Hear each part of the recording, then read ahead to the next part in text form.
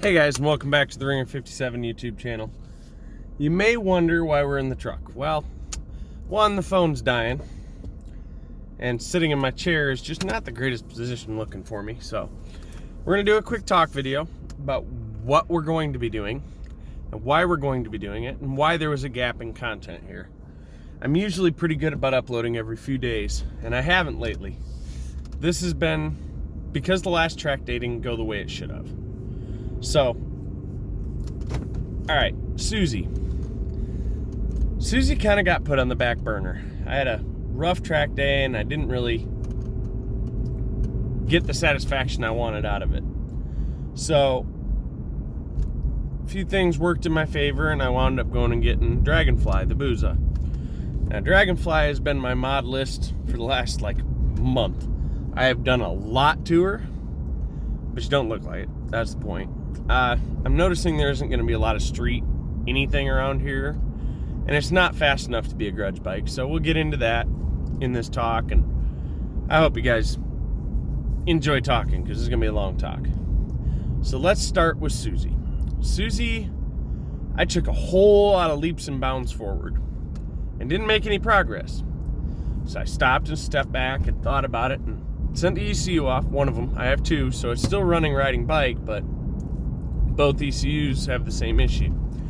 The auto shift shifted when it shouldn't have. Made me worry the nitrous is going to do it too if I arm it, so never arm the nitrous. So we're going to step back to go forward. Sometimes you have to do that.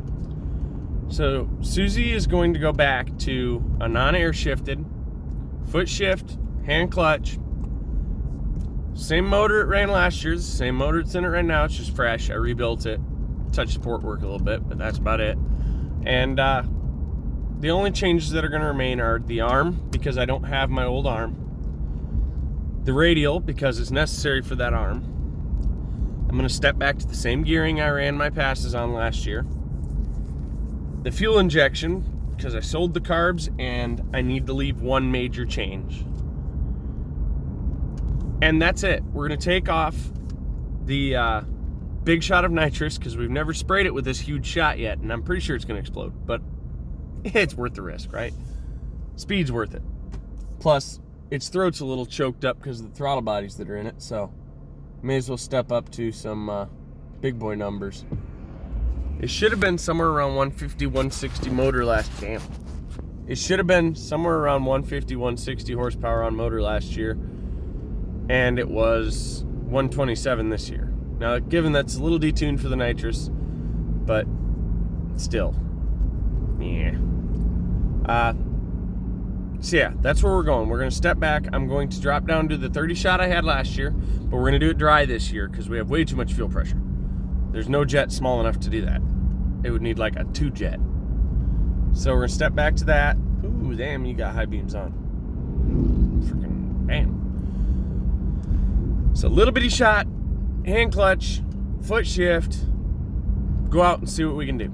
So that whole revert is going to happen this weekend. Tomorrow, the only part I need to do it is going to be here. That's a AN6 cap for the line coming out of the regulator that goes to the fuel solenoid. So we're going to cap that line, pull the line out, put an AN, not an AN, 1/8 MPT plug in the solenoid itself. That should do it. And I'll go out and rip it and then just tap the nitrous and see how lean it goes. Adjust the fuel, tap it, adjust the fuel, tap it. Once we get to where it likes it, then we'll go with it. We're just going to use the nitrous enrichment. So it's dry shot. 4-port dry shot. Should be a little aggressive. It's going to hit like a brick shit house. But my progressor's not working, so that's another issue. Otherwise, I wouldn't be so worried about it. Now, you know where we're going. We're going to do all that tomorrow. So that'll be covered in that video in detail. Dragonfly is a 2005 Suzuki Hayabusa, not limited, VINed blue and silver, repaired title, jump title that I had to pay back taxes on, pain in my neck deal that I got screwed on, worth $200 according to the government. So, we got our vanity plate, it's Dragonfly, or DRG, DGN FLY 1, Dragonfly 1. It's my favorite mod, the damn plate. Anyway, Dragonfly, what did I start with? First thing I did was tune up plugs. It's got a K&N air filter, came with it.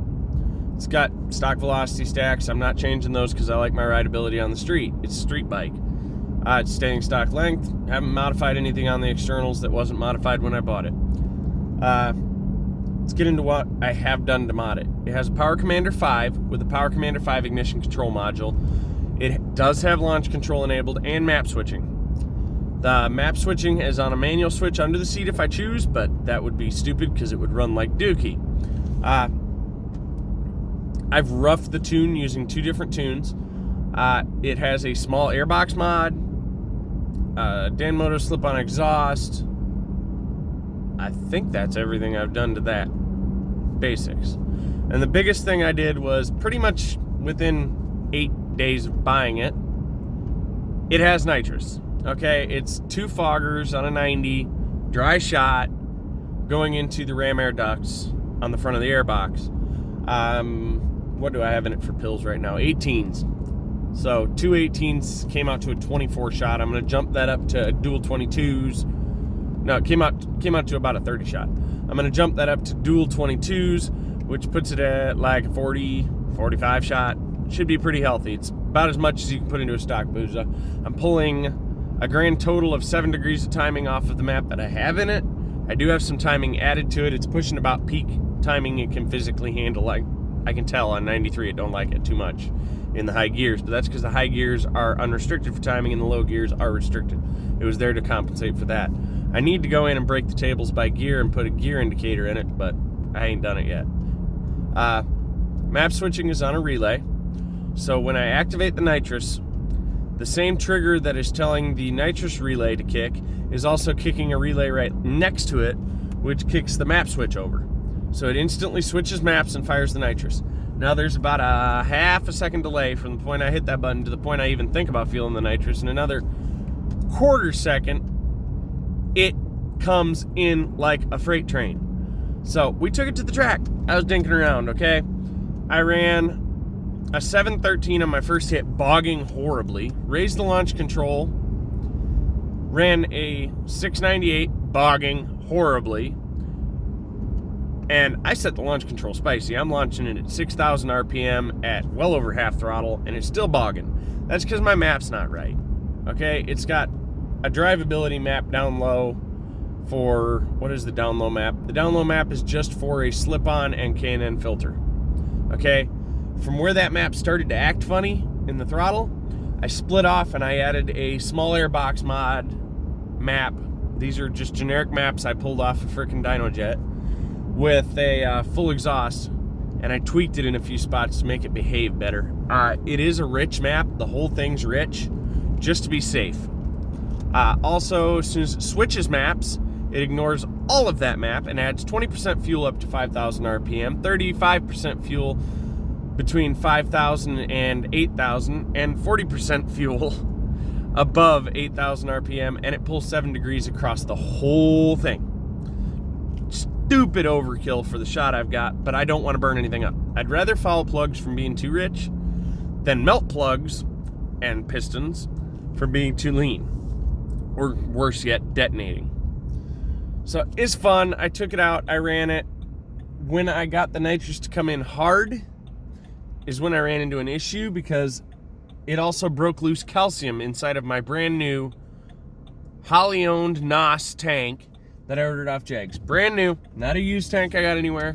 And I should have caught it, because when I pulled the siphon tube out, the bottom of the siphon tube was jet black. Yes, siphon tube's out. But I didn't. And it plugged up my freaking solenoid and got it hung. I noticed that after run because it kept trying to pull me real hard on the shutdown. And it was popping. So I shut it down, pulled off, let it breathe out. But anyway, when it came in, it bogged off the line, and I said, you're not going to bog this time. So when I launched and it started to bog, I was already on the button. Can't bog when you got a throat full of nitrous, right? Well, I was right. It didn't bog, it stood up real quick.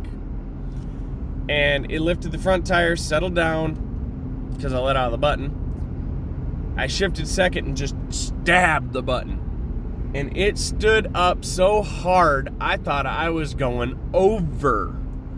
And that's about the 330 foot mark at like 95. Booking. Stood up, held it up, got it down leveler, and I carried it all the way through the stripe on the back tire. Because I had to let off and stumble my way around to get it to come down, the time was still a 698, but the mile an hour was woo! Oh baby! It was Suzy Q quick. And that's another thing I want to touch on. The Buza. Everyone thinks Buzas are fast. They're faster than a Bandit ever can be. Suzy Q is, right now, a Buza killer. Suzy Q will decimate pretty much any stock length Buza, only because it's not stock length. So, the stock length Buza is limited. I'm pulling 1.860s. I got 1.17. You know, I can't seem to get it any better than that off the launch. I was told to get rid of the launch control and try it, so I'm going to probably do that. But haven't done that yet. Main reason I stopped running that night was because the clutch was getting hot and it was starting to drag on launch control. Same thing Suzy used to do all the freaking time, and I never knew what the hell it was. Apparently it's hot clutch. So, you know where we're going with Suzy. You know what's going on with Dragonfly now. That secret's out. I got the nitrous tank tumbled, got all the calcium broke up, hydro checked it, hydro tested it, had it pressurized. It passed that, so it's good to go. It's at home with a small amount of nitrous in it. Just filled it with nitrous and purged out all the air that got into it, just in case they didn't do it right. I'm sure they did, but I didn't want to take a chance. I just transferred some from the big bottle to it. So yeah, it's ready to rock and roll. Solenoid's rebuilt, back on it. Actually, I didn't rebuild it, I just cleaned it out. It quit sticking. Yeah, that's pretty much where we're at, guys. Tomorrow's video will be all content again. We're going to pull Suzy out as long as it's not raining. It doesn't look like it's supposed to rain. I don't know. I got to check. If it is, well, then the Buza will sit in the rain. I need to wash the Buza. It's filthy. White bikes and bugs in Alabama don't mix. So, we'll go ahead and get Suzy out. We're going to step her back a ways from where she is. And I'll probably go out and spray it tomorrow. On the street. Yeah, it's street legal. Take it down to a private closed road and spray it. See what happens. Blows up, blows up. Fuck it. At this point, I got the other bike, so I feel more confident beating on Suzy. I took that bike to the track, and I felt nervous as shit that I was going to wreck my brand new, to me, $5,500 freaking Buza with $2,000 in it already. It is so much fun on the street, though. The problem with that Buza is it's slow as hell out of the hole. The 60 foot sucked. 330 was a little better. The freaking top of the track, though. I ran against a 590 bracket bike. Okay, this guy, I've watched him race for 2 years now on the same setup. 591, 592. He ran a 597 that night. First night out for the year, so it happens. But still, first night out for the year, he drilled a 597. He got me on the freaking launch by a hair. He got me on the 60 by a lot. By the 330, from what I saw from other people's videos, I was reeling him in. And by the stripe, I was only a bike length behind him. So it tells me what the bike's capable of if I wanted to stretch her. But it will never get stretched. At least not as long as I own it for now. If I ever do... Okay, I'm not going to say it's not. Because when I bought it, I said I was going to keep it stock. And everyone kind of chuckled. And I kept working on it. And tinkering and said, I'm just going to do this little mod. I'm going to do this little mod. Oh, the pair's deleted. But that don't matter. Don't do shit. Little mod, little mod, little mod. And next thing you know, a lot of mod. I'm cutting things. I got a drill bit out. Shit. Anyway, this has been a 15-minute video, guys. Thank you for watching. It's going to take all night to upload. So by the time you see this video, I'm recording the next one. And hopefully the GoPro agrees with me this time. We're almost home. Thanks for watching the Ringer 57 YouTube channel. Thanks for sticking in there. And thanks for all the comments, guys. It's greatly appreciated to see that I'm helping some people out here and there. If you ever need any advice, hit me up. I've actually been talking a guy through rebuilding his Bandit. He's getting frustrated because it's carbs now. Carbs. I can't do anything with carbs from here. I can give advice, but I don't hear it. I don't see it. I don't smell it. Whatever. Anyway, thanks for watching. Have a beautiful night.